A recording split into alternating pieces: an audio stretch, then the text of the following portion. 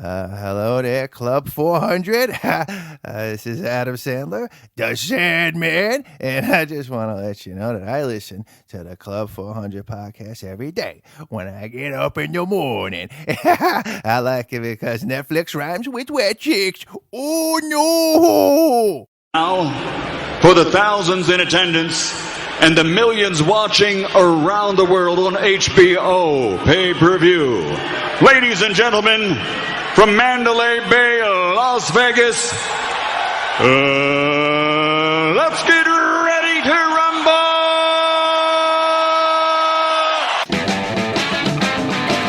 We're Cubs fans helping Cubs fans at Stewart's Cubs cave parties. Everybody's in for giving back to those in need. We're going to Club 400. Club 400. We're going to Club 400. Club 400. We're going to Club 400 Radio, alright.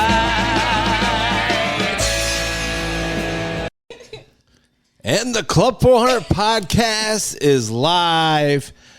Oh my gosh.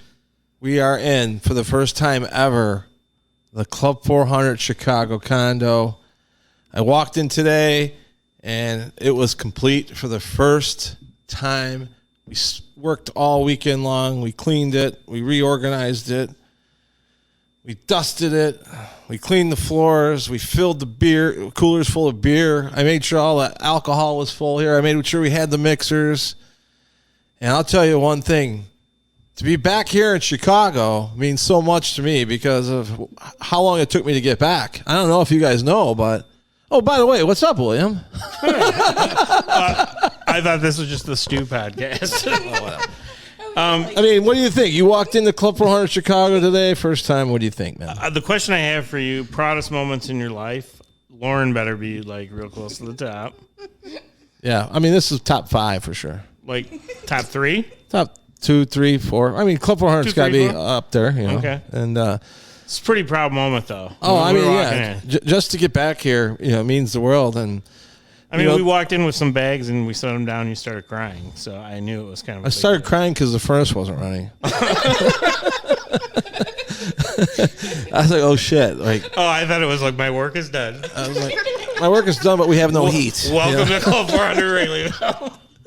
We have no you know, with my luck lately, that's pretty much where I thought we were headed. But it feels good in here. What do you think of the vibe, man? What do you think of the vibe? You like it? The vibe's awesome. I love the lights and the blinking lights. And is there something beeping in the background? I don't.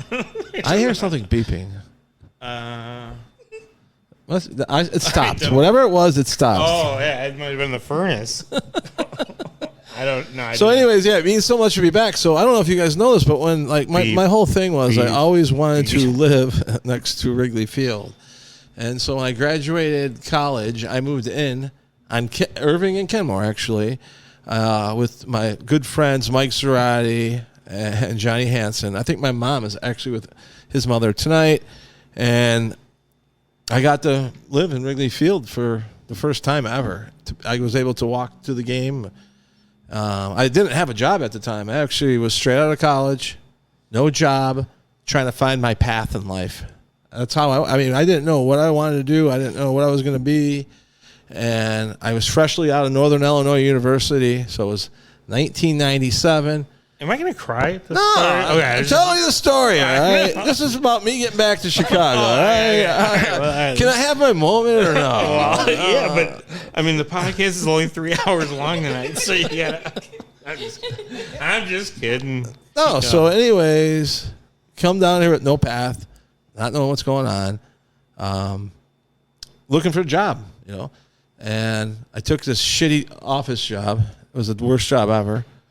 And anyways, we were only in the place for about 5-6 months. And my mom was actually out there that night.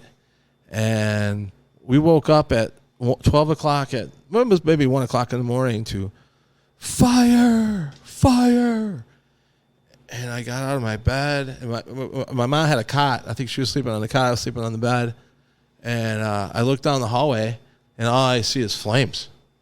That's all I see. My mom jokes to me this day because she says that I pretty much pushed her out of the way to get out the door. But I mean, Strong like bull, but I honestly, brave like stew. we ran the hell out of there because the place was on fire, and I left everything I had in that place. I didn't grab anything. That's where you lost all your good Cub shit, huh? I lost a lot of Cub stuff. Yeah. I lost everything I owned, guys. I wish you had some stuff. No, I lost everything I owned. Because there's not an inch in this space or your other one for another Cubs thing. But anyway, go ahead. No. So anyways, fire happens. I'm back out in the burbs. No job. Lost everything I own. William, I just tried to tell you that, but I don't think you're taking it in. But I'm taking it in, yeah. And anyways, I ended up getting a job out in Marengo, Illinois. And I thought I was going to get out of college and make like $80,000-$90,000. And basically I started off at $25,000. Working in Marengo, in the middle of nowhere. It was Marengo though. Marengo, yeah. So lunch is cheap there. And so I never quite made it back to Chicago, like with everything that's gone in my life. And I was so lucky to be able to find this place. And it's been definitely a path to get here. It's been difficult times, but to see what we were able to turn it into, and it definitely represents what I think is a Club 400 material. It's just not a big space. It's a humble space, but it's a warm place where I was thinking about today, like the one thing about Club 400, which is so awesome, is it's just a space. That's all it is. It's a space. But all the memories that we've made in that space, so it's definitely a special place. It really is. There's so many good memories. There's so many smiles. There's so many happy times. And like that's what I want to do to this room. I want to make this room just like the Club 400 room in a different way. I think there's a lot of great things that we can do here. Smaller things, unique things, all in, Cub fans helping Cub fans. So yeah, well, I'm sorry, I got a little. No, that was great, and we have 7 minutes left, and we have 14 guests. So good luck. So let's talk about who we have in the house tonight. We need to, because I have a question actually about your story. Okay, go ahead. But I'd like to introduce the guests. Well, we got the most famous Cub fan ever here tonight. Who's that, William? I think his name is Paul. Gene? It's a fancy name. I resemble that remark. Oh, it is a fancy name. That sounds like the guy that asked the first question at every Cubs convention. Every Cubs convention. That's what you're originally famous for, right? I don't know. There's all sorts of things, but yeah, that would probably be one of them. Was asking the first question in CubsCon. And then lately, it's been because you don't randomly wear a shirt. I don't wear shirts. I feel they're constricting. Okay. Oh my gosh. Let people see what you got. That's it. He's got it, man. He does. He can flaunt it. I'm not gonna lie. Crawly can rock it. Oh, Crawly did we even say it. this is Crawly? This is Crawly.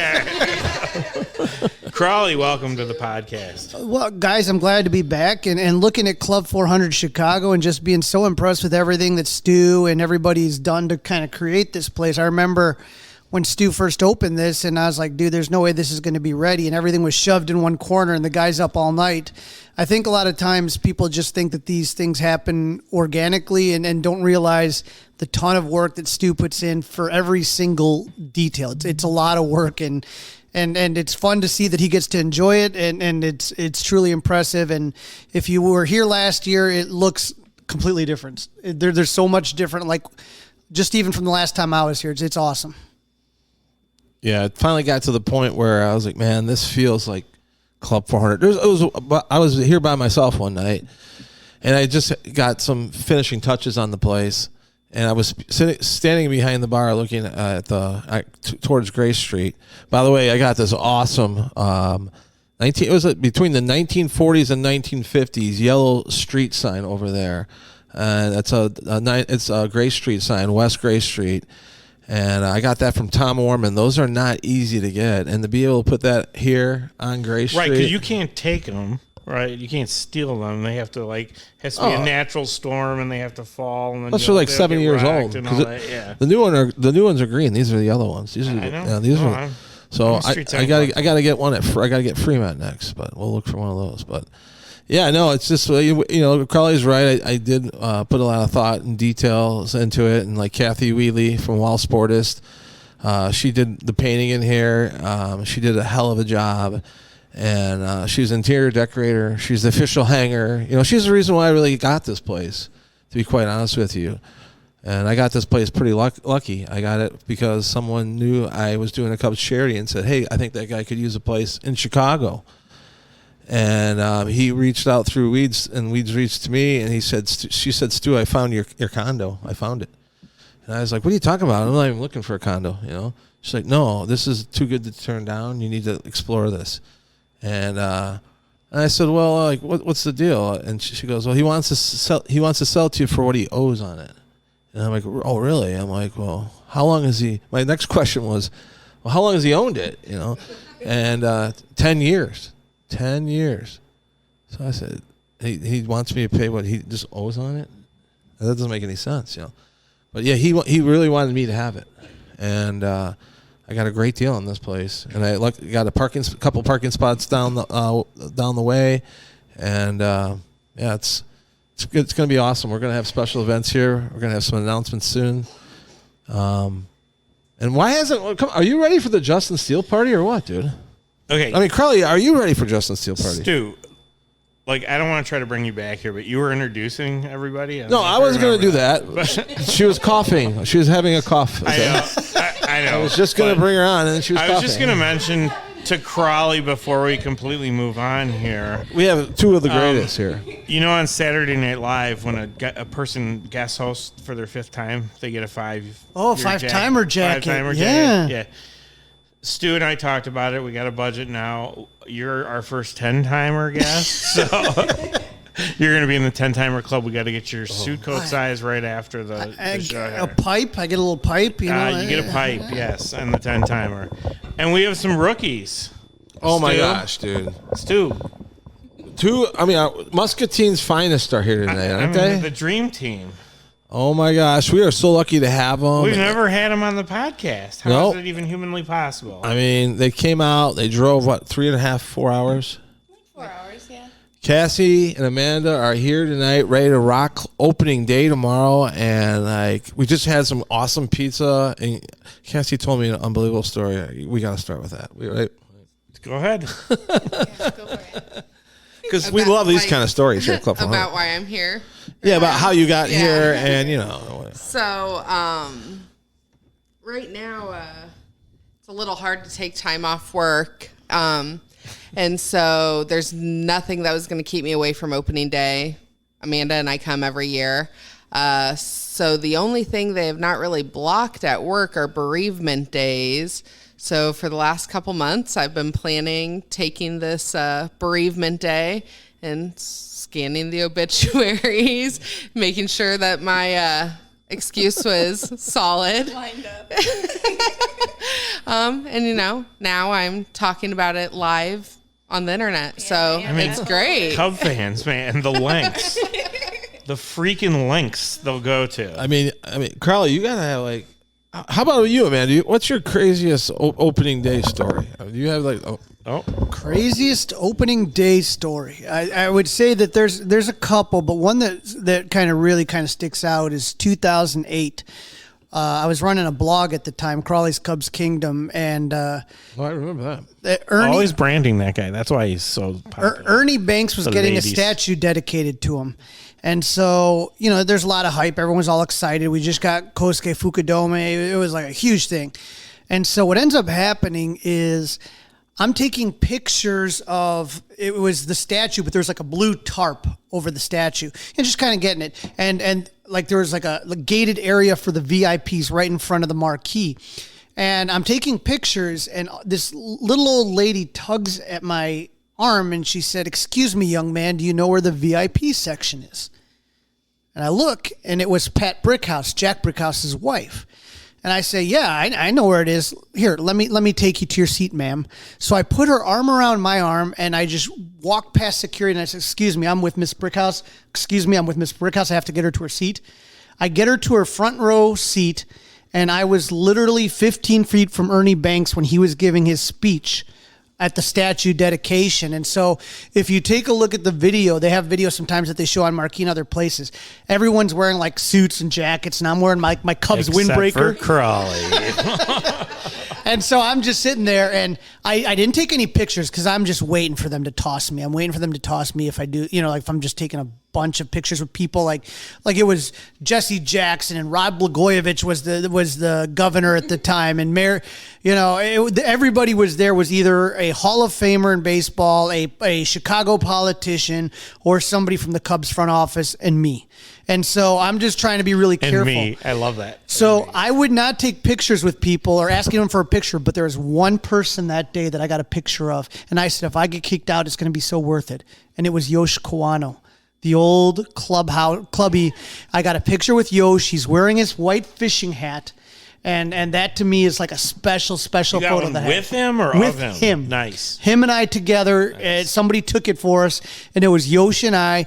And then Ernie was a little sick that day. He had like a cold or something. But I'll never forget that when he said that, long after I'm not here, I'll still be here. And he's pointing into the statue, and that sucker still gives me goosebumps. That's one of my favorite opening day memories. That's awesome, dude. My favorite opening day memory was when you and I went to opening day and it was COVID. They wouldn't let anyone in. Oh my God. That's when it all started with Aiden and Wrigleyville rooftops. So we're like, let's go to the rooftop. Oh my gosh. It's been They stopped us. No, basically what happened was I tried to buy our way up on the rooftop because we didn't have tickets, and We got shot. Wait, in 2020 or? this was during COVID. And no, I have you guys beat though, because I was just thinking about it when Crawly was telling the story. I don't know how I remembered it, but I actually got thrown out of Wrigley Field on opening day before, and I don't remember what year it was, but basically we were in Wrigley Now we Field. played your rant last week. Can we? Oh gosh, Can we get video of you getting thrown out? Does anybody have that? No, Are you sure? I'm pretty sure, but basically I what will happened pay top was dollar for that. it was before the game. Or $2. My brother was drinking a beer. I was drinking a beer. I was probably just 21, and my brother was 18, 19, and basically they're like, "Hey, buddy, let me see your ID." Like after he had a beer, they must have said that guy doesn't look like he's 21, which he wasn't. And then they're coming after him, and I stood in the aisle and I blocked the guy, and it was quite obvious what I was trying to do. So Eric just ran, and Eric actually got away, but they actually got me and they took me downstairs and they kicked me out. And Did you get strip searched or what? Well, if people aren't aware, there's a Cubs jail. Yeah, I went to Cubs jail. Cubs jail. I've been there a couple I think times. it's active. Oh, it's always active. There's all these people rolling in and out of there. I got a jacket for that place too. Shocker. Oh my gosh! All right, Amanda, you need to tell us. You again are batting out of order a little bit. So We're moving around a little bit here. This is gonna be a little sloppy because we're a little sloppy. We've been drinking some beers. I'm not gonna lie. Yeah, a drink or two or whatever. But 4, 5. But we We gotta do a shot of Malort here soon. We met you You guys. ever had Malort? Oh God, sorry. We met you guys for the Ryan Dempster party, right? And Riker Clone, we our met, boy Riker. and we I met on actually met you at that rooftop game. right. I was That's at right. that Club 400 rooftop game during the COVID year. Yeah. The first And time. I just want to say this, and I don't feel like I'm not doing it, but I just want to say it. First of all, these guys have been to our events a lot, and make sure if you don't know them, make sure you come up and say hi to both of them. Oh my God. They're Please both do. awesome people, and So Amanda's helped I don't out know Club 400 so who much. contacted man. you about helping? Which About one what? of you guys? I did. Amanda. Who, Yeah. Okay, yeah. I mean, I Who's told been on the Amanda, Club hey, you 400 need to, page. Hey, no, you know that guy. I said you need to get in touch You know with the guy that about the guy with And the I guy? said Stu MacGyver. Stu Call him MacGyver. Stu MacGyver. He I can. still call you that Yes, from if time you- to time. That's a t-shirt if you have a problem. Call Stu MacGyver. Stu MacGyver. And No, so Amanda's like, you mean Stu McVicker? Yes, I can get in touch with him. Anyway, I don't know. There was a Zoom call because that's what we did in COVID years. I miss Zoom. Can we take? I don't like Zoom. I miss, yeah. No, Can we take a second? having to For, go to yeah, I don't really. I artist. No William Zoom. I'm anti-Zoom. Baxter I in our agree. Zoom I didn't call. like Zoom either. I'm not a Zoom guy. Anyway, we did Zoom calls because that was what was at our disposal. And we were in Muscatine. And you too. guys were in Muscatine. Yeah, we were 3 hours, 3.5, 4. like that. And we just planned out this event, got tons of help from you guys, and we decided we really wanted to try to get your town involved, which they did. And then Great town. We love Muscatine, and then Iowa. I talked Stu. The bars, we love those bars. What bar did we have it at? Hubbles. Hubbles. I forgot. Hubbles. What bar? Hubbles. Yeah. Well, I mean, come on. My memory is not the best right It's in now. my Okay? top 5 of all time, though. If I don't have to So remember good. number 6, I won't. But Hubbles is top 5. Anyway, went there. Awesome time. Since then, you guys have been coming to events. Oh yeah, We they're like go to family. games. They're like family now. You know. We Pretty rock much. it out, and Family. this is your first podcast. Yeah, like ever, not just. I know these guys should be doing a Technically, podcast. I talked on the podcast when you guys were at Hubbles in Muscatine. Oh, there you go. But this is the first Yeah, time it that wasn't we're I like did. formal, like give your own No, mic and that's whatnot. because you were scared. Right, I said. I mean, needed you to almost have your own volunteered me mic as this time. Yeah. I didn't have a choice. Here I am. Okay, so before, I just want to say we're going to play a song at the end of the show, and I want definitely these guys to tell us about. Well, Cassie to tell us about her sister, and she's on Yeah, a what fast this track to means to becoming us, yeah. Hollywood. I mean, not a Hollywood, but a country music star. We So, hope. all right. And, she's fast tracking, man. So why don't we open up to that? And I also want to hear Amanda's got a great business going. Yeah. We want to hear about that and, anything you guys want to. But no, I just want to talk about her sister. We're just going to shut down the engines a little, let you guys talk, and I can bring the second mic over there. William, do you need another? Wait. Do you need another Club 400, dude? I mean, seriously. Do you want me to get you a beer? I can do that. That's my. I think he needs another beer. No, All right. I'm not drinking beer. No. What are you drinking? What was it? It was Something from the magic faucet. So Cassie, please tell us about your sister, Monica Austin. We're going to end the night off with a Monica Austin track. She's up for Video of the Year and what is it? Entertainer of the year. Entertainer of the Year. Yeah. So tell us about the whole story. How she's on, like I said, she's on the rise. Yeah. So my sister, Monica Austin, you can find her at monicaaustinmusic.com or Monica Austin on Facebook, Instagram, TikTok. She is a member of the Midwest Country Music Organization, obviously a country artist. And she just released her first full-length album in February called Midwest Mama. She is just doing great things right now. We just got back from a tour in Texas. She was just in Wisconsin.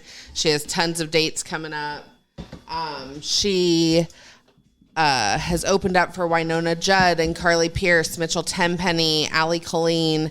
She's just doing some really amazing things. But the Midwest Country Music Organization that she's a part of promotes country artists from all over the northern Midwest. They host an award show every single year that is as close to the CMAs that you can get. And it obviously is just featuring the Midwest artists. And who's the host this year? And so this year there are 2 hosts, the super talented Sarah Morris and also my sister, Monica Austin. Nice. Yay! So, so like Stu said, she was nominated this year for Video of the Year for River Date, which Amanda and I both are in this music video, have a nice little feature at the end of it. So go view it. Stu put it on his Facebook earlier. And then she's also nominated as Entertainer of the Year, which is, the biggest award you can get. It really proves how hard she's been working. She was voted in to do this 3-day tour earlier this year. Amanda and I both went with her. And just to see her camaraderie with her band and the way she supports other artists, like she's so humble and she'll never promote herself. So that's what we come to do. So, And she is your younger or she's twin sister? technically my sister-in-law, Okay. but we You don't look really like twins. use that. People say that all the time, Oh, that yeah, I we look would've so s- much alike. I literally thought you might have been twins. But she's married to my brother. I posted the video on the be Club weird. 400 public page Yeah. today too, so check it out. That's an awesome video. So our award show is going to be in Okoboji at the historic Rooftop Gardens on April 22nd. Stu, can you spell Okoboji for the GPS? I'm not even going to try. Maybe Siri will be able to help us. Siri, spell Okoboji. And so tickets are on sale now on MidwestCountryMusic.org.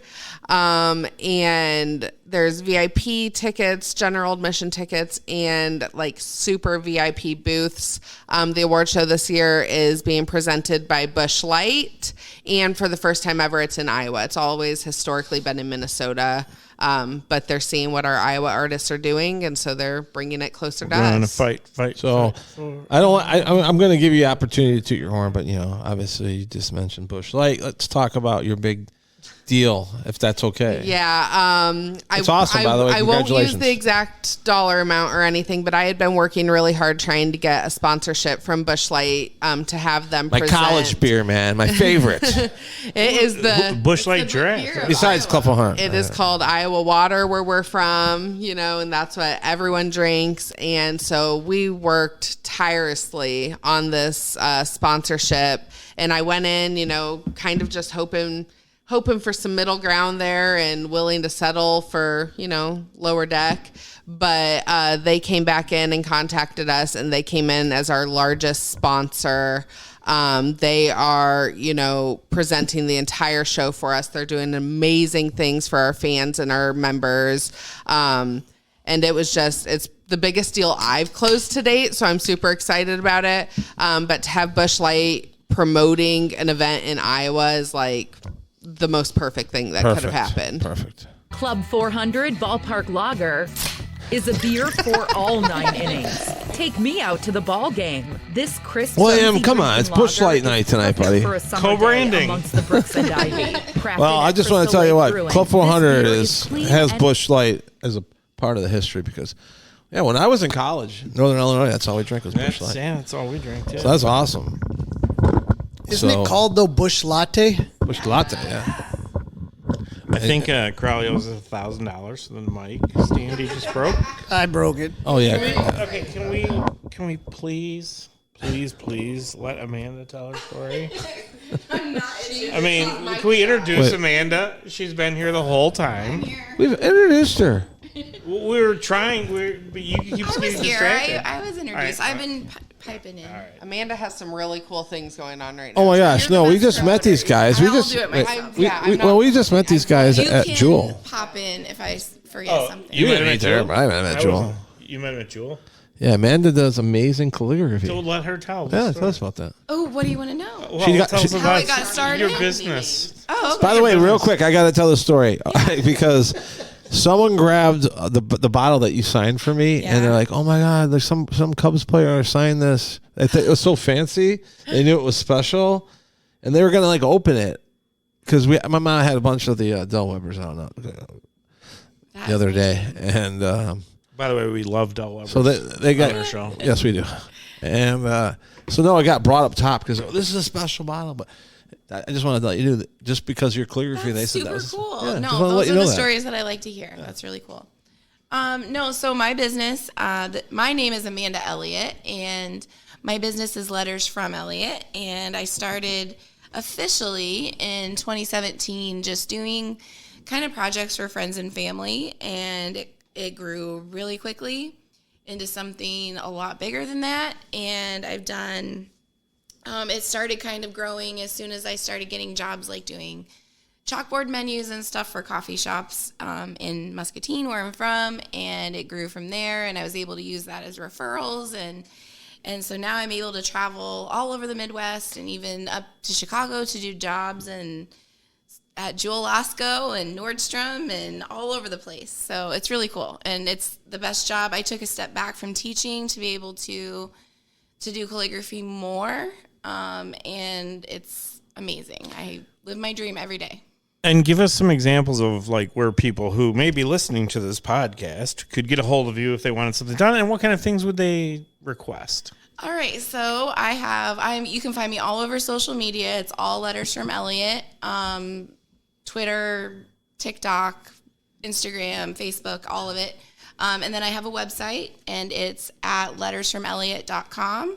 And you can find examples of my work there, and you can contact me through there. My job is so weird because I do something different all the time. Because of where I'm at, because I'm in Muscatine with a small population and kind of isolated, my peers are kind of able to niche down and like maybe only do live events or maybe only do weddings or only do certain things. But because of where I'm at in Muscatine, I don't really have that luxury, but I like to do that. So I'm able to do all different kinds of things. So sometimes I'm doing weddings, sometimes I'm doing logos, sometimes I'm doing signage. It just depends. So we are going to an event on Saturday where she's engraving wine glasses for the women of Muscatine who have an outing. Aren't you? You're also doing. We should have you do that at the Club 400. chalkboard at a restaurant or something. Which, yeah. How many people out there raise your hands? Everyone has wondered when you walk in and you're like, who does that? How is that so neat every single time? There's somebody behind that. There's it's not somebody just. that does that. It's not just Joe the dishwasher. Yeah. Sometimes there's like Trader Joe's has their own artist, and that's like my. Well, that might be I would Joe the love to dishwasher. be able to work at a Trader Joe's and be their artist, but most of the time, they hire calligraphers, freelancers like me to come in and do their signage. That's awesome. I mean, Yeah. like I said, yeah, it's a piece of artwork, actually. She does an unbelievable Yeah, it's job. really cool. I love being able to, I keep track. I love making lists. I like being organized like that. So I keep track of everywhere that I send orders, everywhere that I have wholesale orders going out, because I do have lines of like greeting cards and stickers and some things that I have on my website for sale. So I'm in 11 different countries and in 37 different states. So you can find my products all over the place. It's really cool. But my favorite thing is being able to connect with people for sure. Amanda, I was able to connect with you at the Ryan Dempster event for the colognes, which was awesome. And then at Muscatine for the music trivia. But I really got to talk with you, and I enjoyed it, is that one of the greatest baseball memories I have is going with Stuart McVicker to the Field of Dreams game. The best day of my life, probably. Second best day after the Cubs won the World Series. But go ahead. I was just going to say is that, like, Stu and I talk about that memory. Stu and I, top 5. She also did not say the marriage to her husband. He knows, noted. though. Noted. He knows that. I have a necklace on that He knows, says, so you don't have to say that on your first already podcast knows. ever. He knows. He knows that the very best day of my life is the day that the Cubs won the World Series. Mine too. And right up there's the Field of Dreams game. But I just wanted to ask. I know Stu and I have talked plenty about what our memories were from that day. What stuck out to you from that Field of Dreams game that you're going to keep with you for a long time? Oh man, seeing those players walk out of the corn like just gave me goosebumps, and still does when thinking about it. And I, even being from Iowa, I was so shocked at how close I was to Dyersville. And you never been there? I had never been there. It's crazy. She also had never watched the movie until a couple months before. No, that's not true. It was after the Yankees. Wait, it was what? last year. Yeah, my it was God. last year. That was a Her sellout husband move, and I wasn't were it? like, "Are you By the way, that was a kidding?" hardcore sellout move there. Yeah, well, we had to sit her down and have a movie. And I'm glad I did. I mean, it was so We good, are but- changing the rest of the show. Is going to be a counseling session. Oh my! What? Wait. I know. It's so stupid. The original? Yeah. No, Or the I've second seen it version? now. Okay. Filmed 2.5 hours. Not away from even us. 2.5. It's literally like an hour and 20 minutes from my house. I had no idea, but I really liked it. Had you seen it before, Cassie? Yeah. Okay. A million times. All right. Okay, and to be fair, I had seen, like, I knew what it was about. I knew who was in it. I'd seen bits and pieces. I'm And you're just kind not of a movie person. But you're kind of a baseball fan. Definitely. But That's not a movie person. Okay. Not a movie person. that Definitely makes not a sense. movie person. Crawly, what do you think about this? You're talking about there was only 8,000 people in the stadium. Yeah. No, it was so Oh, special no, to yeah. be there. And it was terrible because, my stepdad's the one that has our season tickets. She has to have Malort. I've had Malort before, and I don't know that I can do it. No. You have to. Malort, of course. Have you ever had it before? No, Then you I will have not. to. Huh? No. But my Pot. stepdad is I'll the do one that more has pot the season if you tickets. want He to. wasn't able to make it. So he had a meeting that day that he couldn't make it, and he No, was I'm not doing devastated. tequila So or it was Malort. sort of bittersweet being there and missing him the whole day. But it is not lost on me how special it was to be there, for sure. You bring up that remember that the first one that comes out is Ken Griffey Jr. the senior. with the dad. Do you want to have a bawling, catch? like, God. Oh, God. You cried that whole day. I cried the whole day. I was crying the whole day. Did you only watch the movie once? No, I've seen it like No, twice now. before you went. Yeah. You'd seen it once. Yeah, one time. And it was like that emotional for you to be there? Yeah. I mean, some of us have been hanging on to that our whole life. I know. It did. That Was wasn't like the deep-seated. special part for me. It was Iowa. Which, and just okay, have you ever heard of, like, Prince? Prince, like the artist Prince? Yeah. I saw Prince. Like, Yeah, I'm from Minneapolis. artist formerly known as I'm Prince. from Minneapolis. I saw him I saw maybe Prince in college. 72 times. Why did you bring up Prince though? I'm confused. Because I'm from Minnesota. Oh, so you have a connection with like Prince. anybody who would say Prince would be like, "Oh, Prince, you're from Minnesota." Yeah. Like Field of Dreams, you're from Same. Iowa. You obviously and had I'm to so close. I'm been really there, ashamed let of it, alone honestly. watch the Thanks movie. for rubbing it in, honestly. I will tell you, though, one It's of the the one thing that makes her not perfect. I will tell you what makes Well played. I like that. Okay. what made me all right. what was memorable to me something about that game is that we sat there, we walked up, we took some pictures, and there's the house, the iconic house from the movie, the field where they played, and where the little girl, they had the bench where the little girl falls off and is choking on the hot dog, all that stuff. But we were done, Stu and I looking around, and we said, well, how do we get to the stadium? Oh, that's the best part. It's so cool. Go ahead, finish it. You walk through, so they have in the outfield is the corn, and you walk through probably like 30 feet, 40 feet? Yeah. Out into, the gravel where the path starts to get to the field, and it is surreal. It is surreal. And I'm saying that as somebody that doesn't even care really about the movie. It was more about the just experience of being there and knowing how special it was. And like my husband jokes about the famous to regular person ratio there. Oh, it's ridiculous. I ran into David Ortiz, like straight smack into him. And I'm like, oh my gosh, sorry, excuse me. And he's like, oh no, it's okay. And I look up and I'm like, oh, big puppy, sorry, excuse me. Like, I was just starstruck the whole day. It was so cool. That's awesome. Oh, yeah, we walked around and we kept bumping into Oh, people all day. Stu McVicker's back. It was unbelievable. Ladies and gentlemen, the co-host of Club 400 podcast, Stu I McVicker. was trying to pour shots. It didn't work out too well. But you're here. You're back now.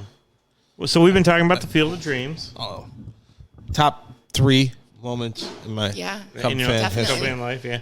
You know what? I was thinking because you brought up like what was your top spring training opening day moment, whatever. What's your top Cubs regret? Like a game you didn't go to, like a game you had tickets to go to, you could have gone to, or Do you know Crawly? I hate this question. I hate this question because mine's terrible. Well, go ahead. You guys. I'll let you guys I think go. it'll be I'll fascinating. go really quick because mine's super Yeah. easy. I was here, I don't even know what year it was, but it was a game. It was snowing, like snowing, probably in April, I'm guessing. And the Cubs were down like 10-1 or 10-0. And we left in like the 7th inning. Like, I just can't take it. I'm cold. I'm wet. I'm tired. I can't take it. So we went back to the hotel. And on the way back to the hotel, I'm like, I'm just going to turn on the game on the radio while we walk back. And the Cubs start to come back. John Lester was pitching, and it was terrible. This at the sounds like a beginning. movie. It was so. This I is was fever so pitch. pissed. Cubs versus Braves. Yes, and they came back and they won, and it was a whole thing, and it was a big celebration. There was hardly anybody in the field because everybody had left, and so that's my biggest regret, that I left that game and didn't stick it out like I should have. What? Am I on here? Are you what? Can you hear me? Yeah. I can't hear anything. But anyways, Kathy Wheatley just walked in, everybody. Straight from Arizona. From Arizona to Club she 400 must have just got Wrigleyville? here. She's all tan. Oh. She's probably freezing. Are you freezing? She's wearing a poncho, so yeah. I mean, Kathy Wheatley got 400 cans of beer safely at Arizona, which we got distributed through our guy JP. None left? Thank you Did so it much, sell JP.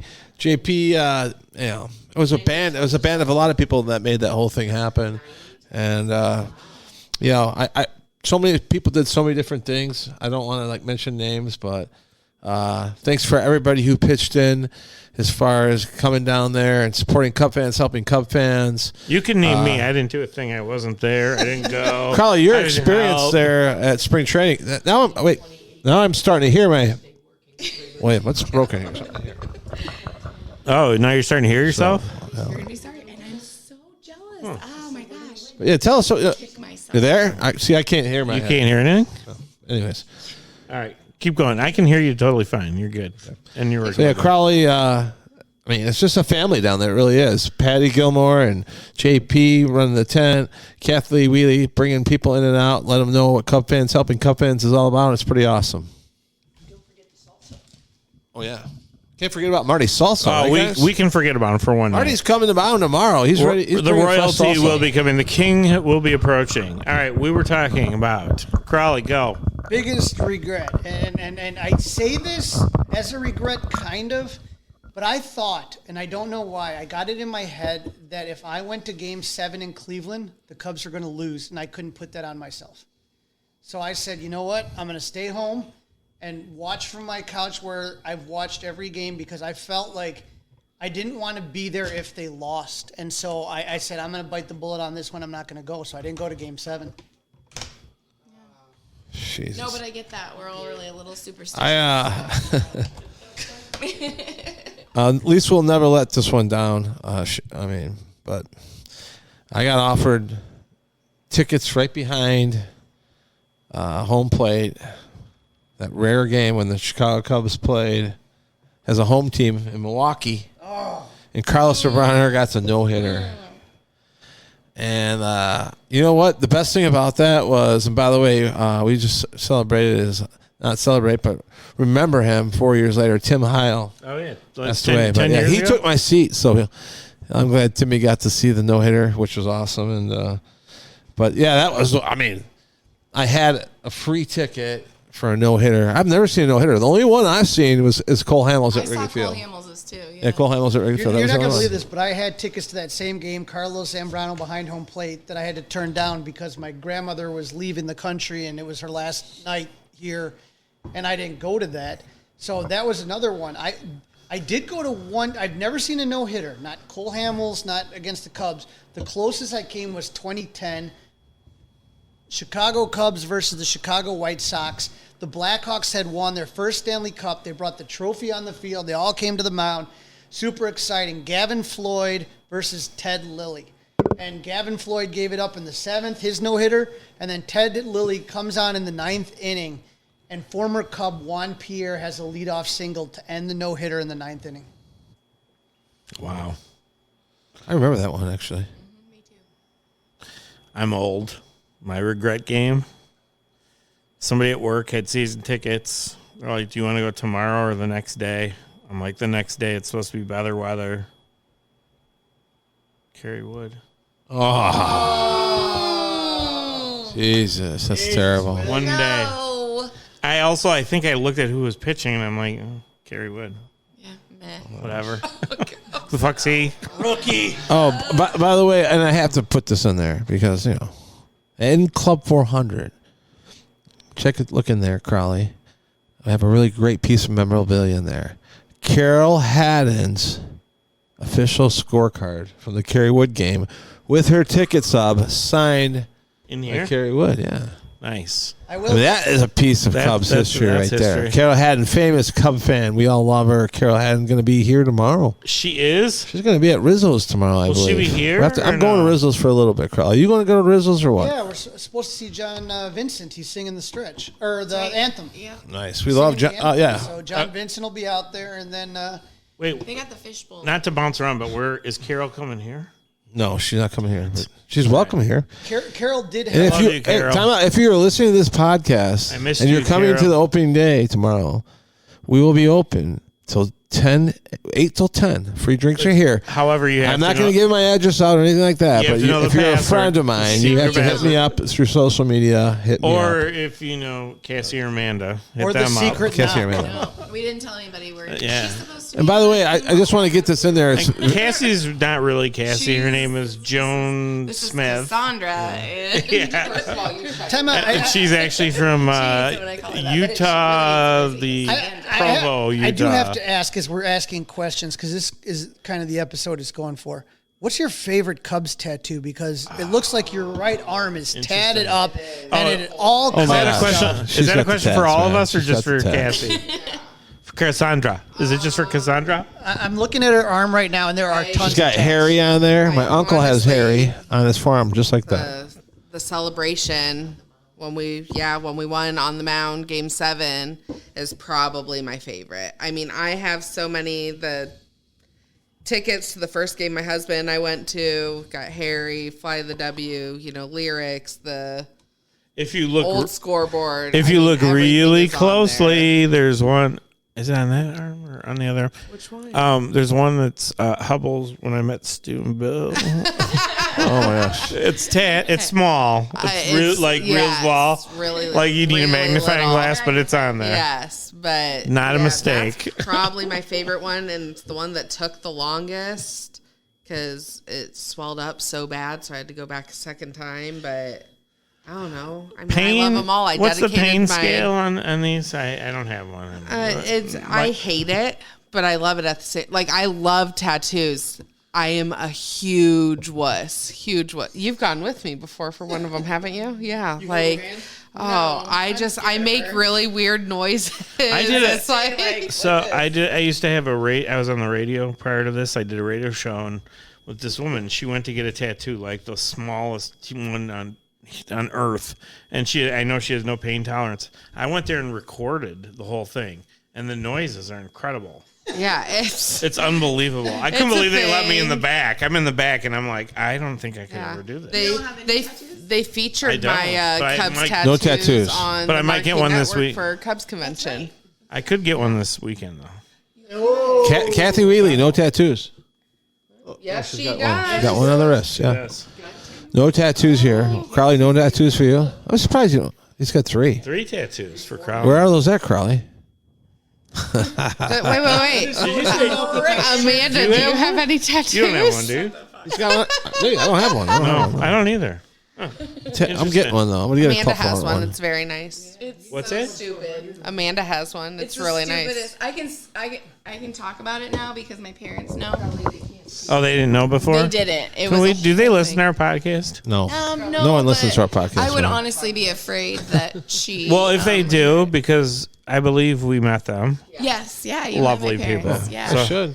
they were watching the live earlier, Hello to and Amanda's I was worried parents. that I was yeah. being judged. Well, about I think maybe that's why I thought that I wasn't delusional enough to think they listened. and if I'm but- tagged in it, she's gonna watch it. So. Oh, well, we'll take it. She Okay, knows all right. about the tattoo. They All right. both. So do. again, hi to Amanda's Yeah, parents. hi, So mom and dad. Legit. Hi. Great people, by the They way. are. They're Yeah, the very best. lovely. They're the ticket owners, so Very Oh, lovely. yeah, And and they've they're the donated generous lovely, ones. I'm just the one that gets to do it. And I'm gonna try. I want to get this in on this Yeah. podcast. I think Shoot this is the this in. perfect time. But on social media on Monday, this past Monday, we dropped something near and dear to our heart. A program that we started last year in the name of Heather Holler, which was actually Nicole's one of her best friends.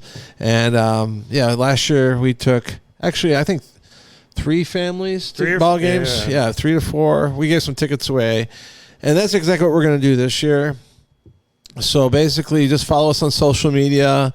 If you know someone who needs a day at Wrigley Field, that's what we want to do. And we want to do not just 1, not just 2, not just 3, but maybe 4 this year. But Amanda Elliott's here tonight, and she is such a big part of what we're trying to do, and that is helping Cub fans and, putting smiles on people's faces who might not be in the best situations for one reason or another. And like I said, the whole thing about Club 400 is I feel as if we all are a family, and be able to help each other and maybe take away their life's problems or worries for 4 or 5 hours in a day and give them an unbelievable experience at Wrigley Field. And there's so many people that have helped us along the way. Kathy's always helps us with everything, but Frank Walker, who's helped us get into the stadium easier at wheelchairs, and just all the Cubs security staff for making it easier for us to manage to give these guys honestly one of the best days at Wrigley Field ever. And that's what we want you guys to promote it. We want you to share it. We want you to tell people about it, because at the end of the day, this program means so much to me. I want it to be a program that we do every year moving forward. And you know what? I'm looking forward to it.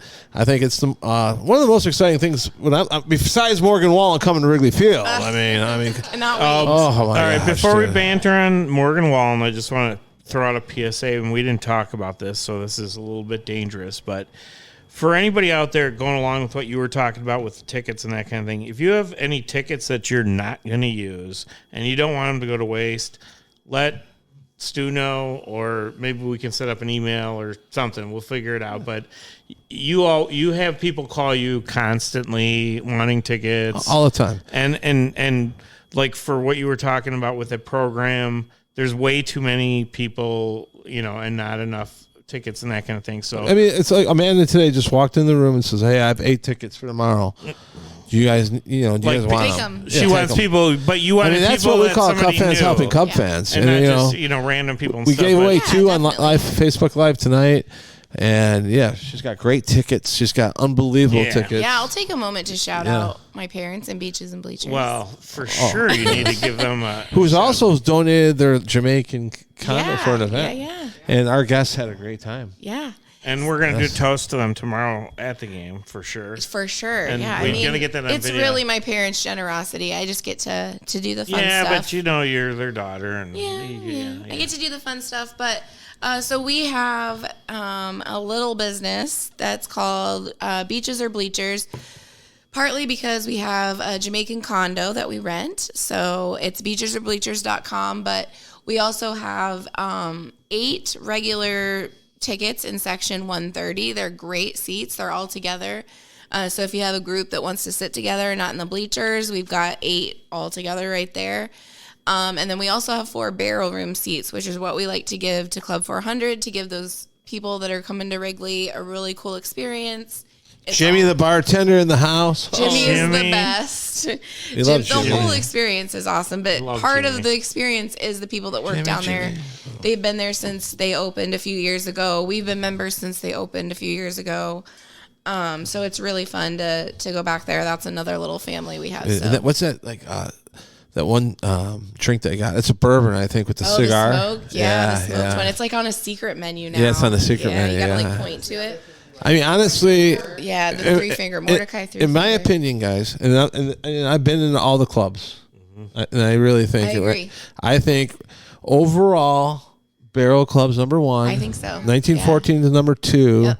I think Upper Deck, what's that one called? Catalina's 3, Yep. and I think the W Club's 4. I would agree exactly. Yeah. I've been in all of them too. I think the Barrel Room gives the best experience. It's more intimate. It's warmer. I think it's just a nice atmosphere. Speakeasy vibe. That's my opinion. My husband and I went. I would have brought a different hat if I knew I was. My husband and I sat. We switched seats with somebody that had 1914 Club season tickets, and their seats were incredible over there. Like they were awesome. But the club itself, the night that we went, there was nowhere to sit. We went in there to get food like in the 3rd inning or something, in the middle of the game. And it was just a completely different experience than the Barrel Room. So we really like to be able to give that to people, and we donate to charities all the time. Awesome. But our favorite is Club 400. Oh, man. I mean, you guys, the fact that who gets in a car and drives 3.5 hours to stand at a table and take friggin' silent auction names and volunteer? We found them. Sick. Oh yeah, she had bacterial pneumonia. How long did it take? We were calling you the dream team on the Zoom calls, right? The second call. Yeah, the second. We are pretty incredible. So we have to shout out to totally dream team. The rest totally of them, yes, Misty and Ashley. And Ashley, we love those guys. Ashley's doing great. I just talked to her earlier. So I do watch Muscatine Morning or whatever, Power Quad Power, whatever. Quad Power. Yeah. I don't think there's nothing that you guys can accomplish with you guys four together. Look a little foolish. Well, amateurish. To be fair, we have done this before. We've done a lot. Us 4 together specifically have done raised a lot of money for people in our town and in our area. So we know what we're doing, and we love to help. And like we've told you a million times, Club 400 means a lot to Cassie and I specifically. And like I said, my parents are generous enough to let me be generous and help with. That's so great. Yeah, it's awesome. It's awesome. So great. It's so great to have you. And I'll tell you when that's the thing, and I'm just gonna it takes people like Amanda and Cassie and everybody, Crawly. Look at the people that we got at the sitting table. next Look to at the Kathy people we Wheatley have right Kathy here, who's Wheatley's done here. everything. I mean, Oh, by the way, and Kathy Wheatley, wait, Kathy, wait. you walked in while the podcast has started. I was talking about you earlier about how I got this place. Well, and you all were that stuff. complaining about traffic earlier. I gotta say, I feel a little guilty. Kathy just got here from Arizona. Like, she's still tan and sweating from the heat there. These guys came from freaking Muscatine, Iowa. This guy came from where? Arkansas. We just, Huntley and Lake in the Hills. Right. It's beautiful. I love it. A road trip. What a table, though. This is epic. Okay, go ahead. Sorry. Yeah, that's crazy. I just want to make sure that we cover this, guys. I mean, I think I said this once, but I will say it again. Justin Steele, Club 400, Thursday, April 6th, 6 to 9 p.m. Here's the deal, guys. Here's the deal. We got hooked up with Justin Steele through our main guy, Brendan Davis, who we're going to hang out with tomorrow night. I mean, Friday. We're headed down to Iowa. We are headed to Iowa. Why don't you meet us there, you girls? Des Moines. Oh, and the weather's supposed to be crappy, but That sounds fun. Originally, we heard 71 and crappy. and why Now we're it's just talking crappy. about it. Our main reason for going out there, Marty, the salsa Marty. king of Chicago. He was supposed to be here Crawly, today, wasn't he? come on in on this, Crawly, because you're kind of the Crawly, main man man. who hooked up the salsa king. Crawly- The salsa Crawly's king like is the an hookup. official sponsor of the Iowa Cubs and will be featured in the background in the first inning of all Iowa Cubs home games. Amanda, if you're not with careful, a you'll be the 15-second official spot by our main calligrapher for Alex the Chicago Cohn. Cubs.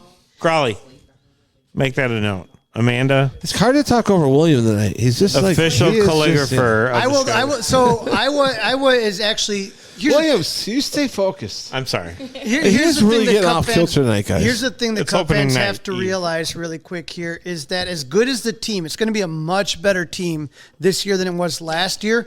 But what's happening is that the Cubs are acquiring a lot of talent at all the minor league levels. And Iowa is going to be a team that is going to be extremely fun to watch. You're going to see Brendan Davis there. You're going to see Alexander Canario. They're going to have a ton of pitching like Caleb Killian.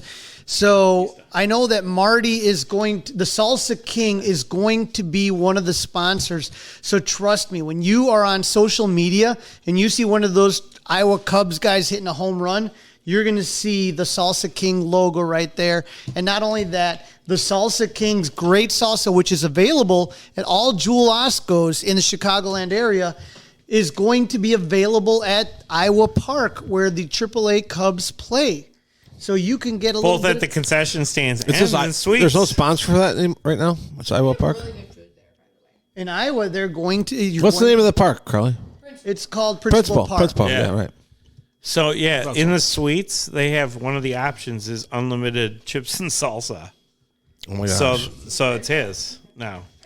But I'm just telling you, here's another thing too, is Stu is bringing up the Baseball is Back party, which is going to be on April 6th. Yeah, if you're not going, come on. Lame. So on.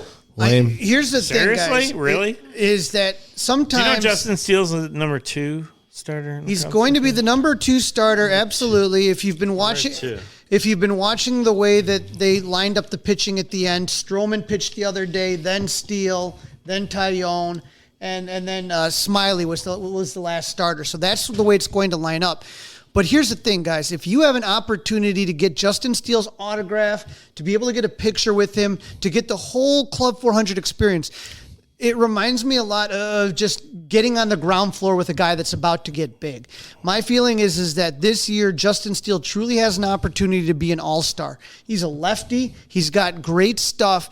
And like I said, in a few years, it's going to cost you $100 and $150 just to get an autograph, not to get all you can eat, all you can drink, not to get a picture, not to get an autograph. So don't make the mistake of missing out on this one. I mean, I hate to say it, but bring a baseball, get the autograph, wait like 2 months and then sell it on eBay for twice what you paid. Jerk, you are. Don't do that, dude. I mean, don't do that. It's a memory. I would never.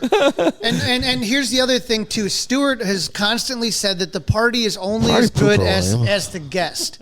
And I can just tell you that Justin Steele's going to be the guest, right? He's going to be the guest, and he's excited about it. And I think he's going to be one of those guys. If you went to the Brennan Davis and the Cole Franklin party, if you went to the Patrick Wisdom, those type of guys, there's certain type of guys that just kind of get in with the fans. What we're looking for. Frank the Tank. This is going to be one of those. Oh yeah, you know what? I always say this, and it's the total truth: is the party is only as good as the guest. If you have a good guest, if you have someone that wants to be there, if you have someone that just wants to hang out, right? It's kind of like our podcast. And, it's basically. I mean, I had the opportunity to meet his father, Ben. He's an unbelievable guy. I shouldn't say anything, but he's coming out, but I don't think Justin's supposed to know that. Should we cut that out, William? No one listens to this shit anyway. So. No, but Ben's coming out, and it's gonna be an awesome night. And here's the thing, guys: is right now we have enough pretty much to pay for the party, but we like to raise money for charity because that's what we're all about. So we need to sell some more tickets. The charity that the Steels have chosen is called Rod's Heroes, and it's for disadvantaged kids, and it's a great charity. It's a 501c3, and that's who they want to raise money for. And we don't like to throw parties and not raise any money. So however, I will say the best parties though are the ones that are a little bit smaller. Oh no, this is going to be a classic. It's like intimate. This is going to be a Club 400 classic. It's not just a picture. If anybody's listening to this right now and that you don't buy a ticket, you're going to miss a Club 400 classic. And you know what? Like I said, where were you? He's an awesome guy. I went to a basketball game with him. Went to the Suns game with him. That's awesome. Yeah, our guy Brennan, man. I'll tell you one thing, guys, and I'll say it again. Brennan Davis, one of the nicest guys you ever want to meet, man. We're gonna meet first him. Class guy. We're gonna see him an hour. There's no one more than I'm pulling for him more than anybody right now. And then Cole too, obviously. But Cole's a little bit further behind Brennan. But only because of an injury. Because he's coming. He's coming like a freight train. Tell you what, the Club 400 beers are going down good tonight, William. I think they are. I mean, we got Kathy Wheely came all the way from Arizona. Walked in the door. Went over to Aiden's Amanda's house. got the mic. Amanda, do you want to take us out? I don't really know what that means. What do you want to talk about? What do you mean? I don't know. Do you got a good one last topic? No, I do. She does. Okay, I do. Stu told us a story, so we were up here oh my God. for a calligraphy event, Cassie and you would have thought we almost forgot about that. We almost forgot. And even though Stu has a list over there, but he must have not put it on his list. I don't think it's on his Q to Q. We came up it was like a month ago. I'm getting set up here. And we met Stu and William for dinner, and we had the pleasure of hearing Stu's story about just a guy named Bob. So and I just want to say one thing: if you have been sticking with us for the whole, how long? This is way too. No, it's 55. No one's going to listen to this. It's only 55 minutes. If you've been with us, if you're driving into beautiful Wrigley Field today, if you've been with us a whole hour at the beginning, Stu gave a little. I don't know. Sunday. That's what he was going to talk about. Sunday afternoon homily about whatever, and. That was great for, no, I'm not going to say it. All right. Anyway, Stu gave a homily at the beginning about living here in Chicago. Well, but he didn't tell the best story ever. And it's about a guy named Bob. I mean, I could be wrong. I don't know if I've ever told this. I don't think a guy named Bob. And you promised you would. And this is a big part of my short time while I lived in Chicago. Because like I said, I wasn't in Chicago even. And what a great story to close us out tonight. This is perfect. And so like I said, I went to, by the way, I called my buddy Radstar tonight. Radstar, one of my best friends, Adam Franklin, back in the day. Starting to talk to him a little bit more, starting to get reunited with him. So he's an awesome. Peace out. Okay. William. Hey, Crawly, can you grab me a Club 400 beer real quick? Bring it home. Bob story. Back to Bob. Back to Bob. We're bobbing it right now. Bobbing out. Let's go. The FCC's on the line. You gotta go. Finish her out. So, anyways, we become Kid Rock fans. We actually go to a concert, and it was Ice Cube concert, and Kid Rock opened up for Ice Cube. It was called the Steady Lynch and Mob Tour. I think Too Short was on there too, actually.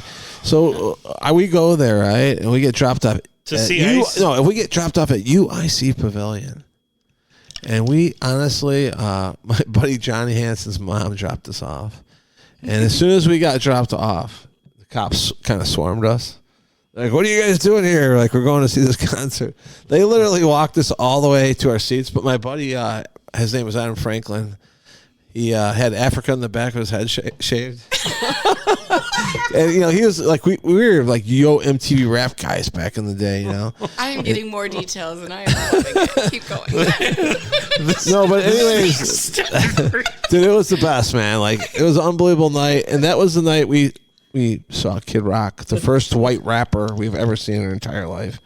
And he basically got booed off the stage, man. He got booed off the stage. He had Little Joe with him, remember? Yeah, he had Joe. No, I don't. Yeah, I mean, there's video of it somewhere out there. Yeah. So, anyways, we're like, holy cow, a white rapper got booed off the stage. But I thought it was pretty good, And anyways, we kind of followed him. He came out with his first album, Grits and Sandwiches for Breakfast. And so, yeah, when I was living in Chicago, he was booked to play the Cubby Bear. And I was actually a bouncer at the Cubby Bear. I actually was hanging up out on the rooftops before they were selling tickets to the rooftops. Obviously pre-fire, right? Oh, yeah. Okay. Yeah. Oh, this was pre-fire, yeah. I'm just bringing everyone back. The fire. That's where I thought he was going earlier with, because we thought we were talking about this. So did I, but that was like 6 hours ago. Okay, go ahead. All right. I'm bringing it home, Crawly, all right? Jesus. Come on. He just got the Hey, between you and William always tell me to bring it home. It's Hey, worth it. he's not used to the pitch clock yet. He's working on it. It's just opening day. Hang in I there. do not like the pitch clock, by the Hang way. in there, Okay, this story Crawly. is worth it. You know what's going to happen? We're going to look forward to tomorrow, and then we're going to get there, and it's going to be over before it even started, dude. Oh, my God. Screw the pitch clock, and screw you for liking it. All I don't right? like it. I don't like it. All right, You know that. back to the story. Back to the story. back to the all story. right? 'Cause I'm actually the one standing on path here, Yeah. man. All right. Bouncer at the Cubby Bear. Kid Rock is playing the Cubby Bear. Wait, but right before for my 12th birthday.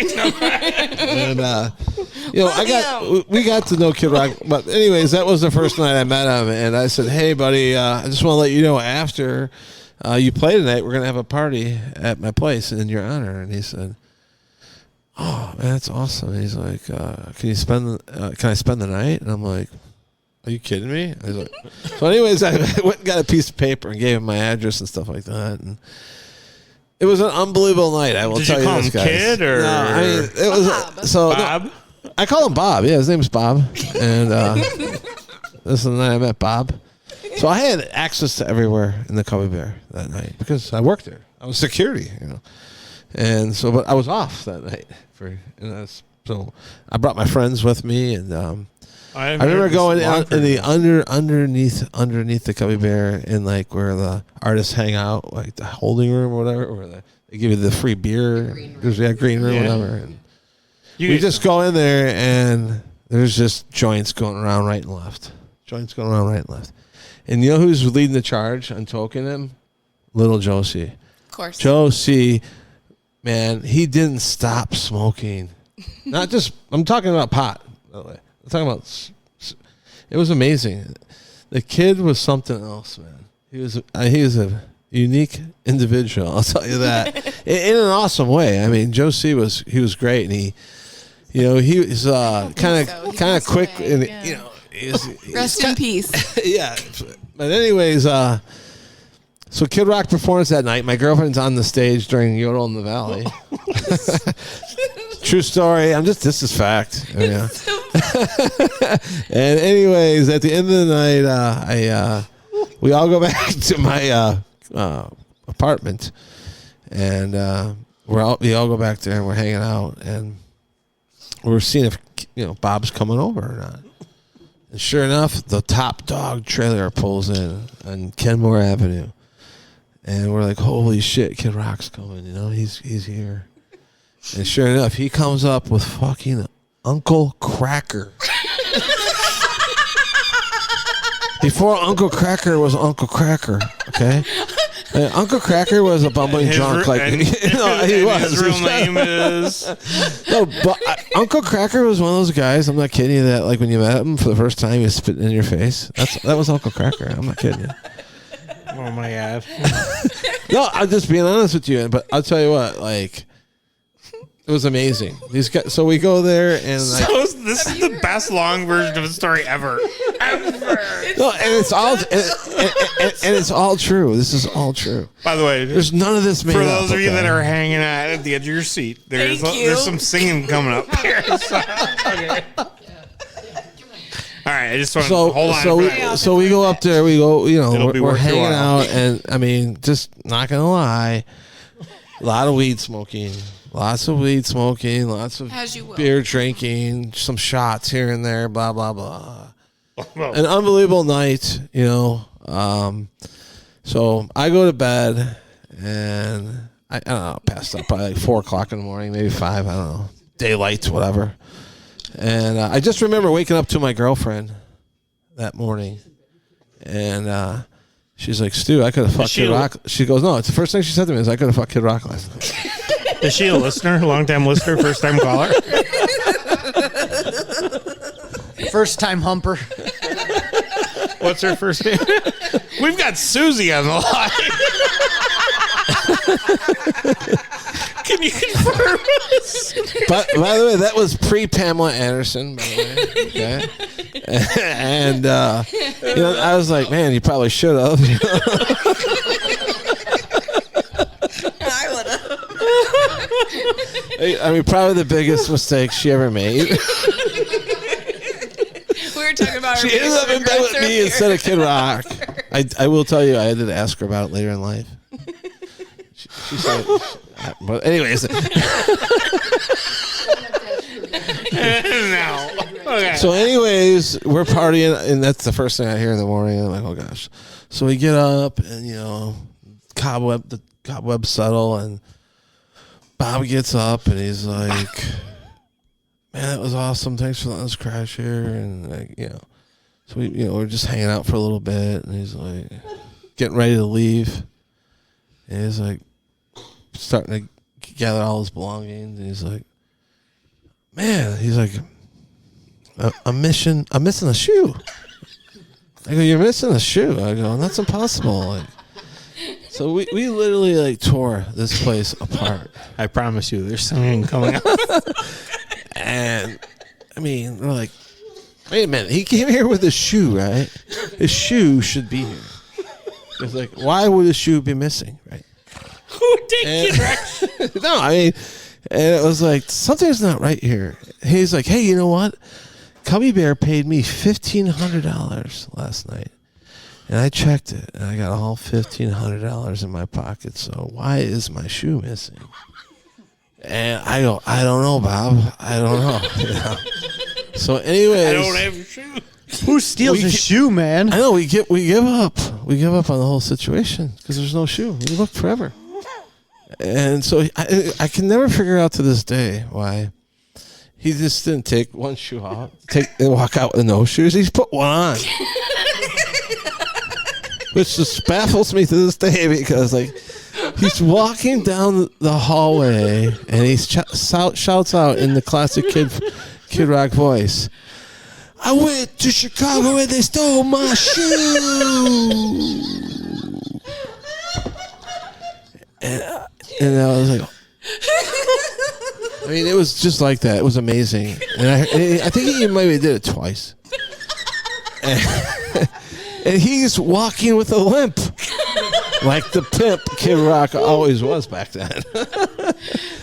And so we're just like, you know, we had a great day and we were laughing and we were looking for a shoe. We never found the shoe. And So how's that going again? What did you so I go to Cubby Bear the next day. And there we were all, oh my God, that was amazing. You had a party. And he actually showed up. And who the fuck was that Uncle Cracker guy? He was spitting all over all of us.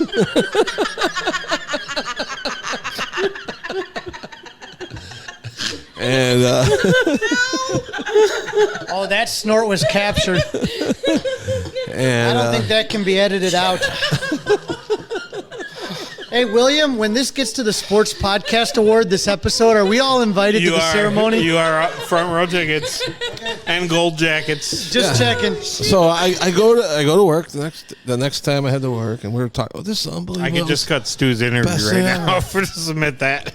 And I said, yeah, everything was great, man. It was an unbelievable night. Like my girlfriend could have fucking rock. It's like, cool. That's a great night. I said, there's only one problem. Someone stole Kid Rock's shoe. And like without a hesitation, the guy across from me goes, I did it. And I'm like, what? I go, what? He goes, yeah, I stole Kid Rock's shoe. And I'm like, dude, like, can I ask you a serious question? Why would you steal Kid Rock's shoe? He goes, dude, he's going to be famous someday. He's right. Oh, my gosh, dude. Sure. Did you get his name? What's that?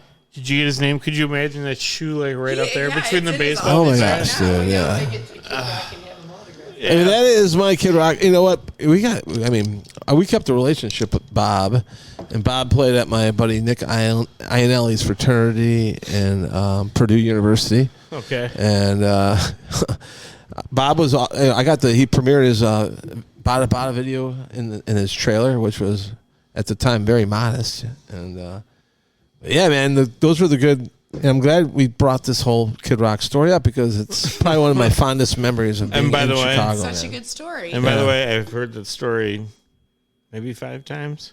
That was by far the best. Thank you. Yeah, that was Thank great you rendition. for everyone. And it was the Everyone truest who shoe. might listen now I or went in to perpetuity. Chicago and they stole my shoe. Aren't you going to jump in, Amanda? Yeah. Come on. Amanda's got the So first. ever since I've heard this story, 6 weeks ago, I cannot stop saying it. Singing what? I came to Chicago and they stole my shoe. I do it several times a day. She's gonna do that. Start calligraphing that. Sell like 1 million. Yeah, of I'm them. gonna Yeah. make $1 million off of it. I apologize about the swearing in that because I know this is kids listening to this, but I mean, Oh yeah, I had to tell the story the only way I know how to tell it. Well, so I do apologize you know, for the swear words. Beautiful. If you're under 3, I mean, no one now- listens to this anyway, so. Well, if you're under 3, you shouldn't be listening. I mean, you should be in bed by now. Yeah, Honestly. for sure. I mean, it's well past your bedtime. Okay. All right. Anyone else? Any closing words? Cubs are going to be competitive this year all season long. They're not going to make the playoffs, but they're going to make it fun all the way into September. Amanda, go. I agree. I cannot wait to see this new Cubs team after seeing them at the Cubs convention, mixing their personalities with what we've got going on. I think it's going to be a really fun season. Cassie, go. Yeah, we've been looking forward to the season starting. I'm so excited that we're all here for opening day together, and I can't wait to watch the Cubs this season. Weeds. New brand of Cubs baseball coming up. Winning or losing this year? Winning. Stu. Oh, boy. It's not a party until Stu's pulling the Club 400. I've been in bars my whole damn life. Cubs going to win 83 games this year. 83? Okay. But you know what? I think the Cubs are on the path. Honestly, I'm going to say it one more time. Justin Steele, watch out for this guy. He's an animal. He's going to be have a great year for the Cubs. All right? All right. I love it. I want to see my man Brennan come up this year. I want to see him get his major league debut. And, yeah, man, I just want to enjoy Cubs baseball. Hang out with the best fans in all the sports, man. Hang out. This is special, having all you guys here tonight.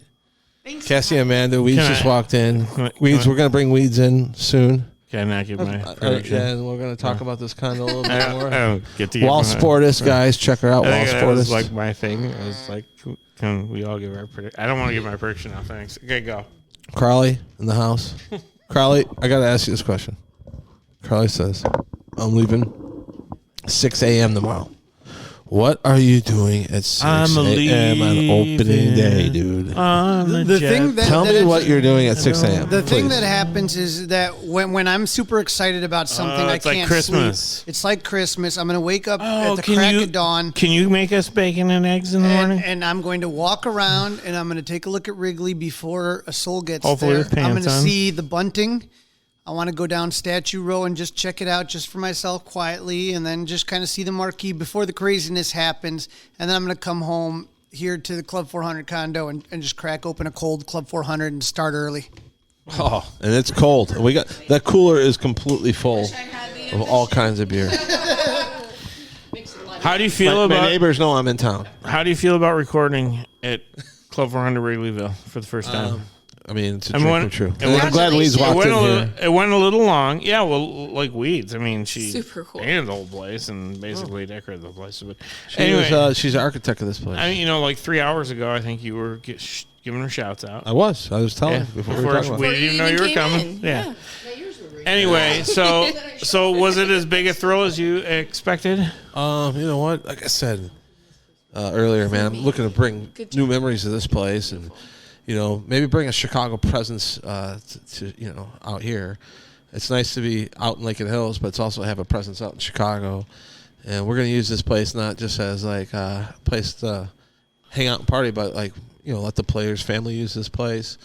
I know Justin Steele's father's going to use this place the weekend that he's coming down here, and it's fine. And no, I mean we want this is a home for guys to stay here, and we want to accommodate our guys, man. If you come to Club 400, I always say this: if you come to Club 400, we got your back. The other thing to say is that a lot of times some of these guys are going to come up and they're not going to know right away. It's going to be a really quick thing, and families have a hard time making the accommodations to get here. So imagine if you're a young player and you're coming and it's your first time at Wrigley and your parents don't know where to go or where to stay. They have a place. The players know that Club 400's legit. Yeah. And you know what? It was great. I mean, like I said, Brandon Davis, Cole Franklin came out for our Christmas party, and they promoted Club 400, and we appreciate that. Those guys are awesome, and we look forward to great things for those guys, and we look forward to great things for Justin Steele. So please buy tickets if you haven't yet. Support Cub fans helping Cub fans, and we look forward to seeing you April 6th, but we look forward to seeing you if you're listening to this on your way to Wrigley Field right now for opening day at Output. And I'm going to get the last word tonight because you always do. We're going to go out here with a little Monica Austin. But before we do that, I just got one thing to say.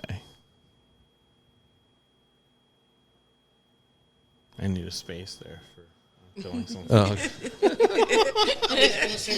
You're so serious. I was waiting for something.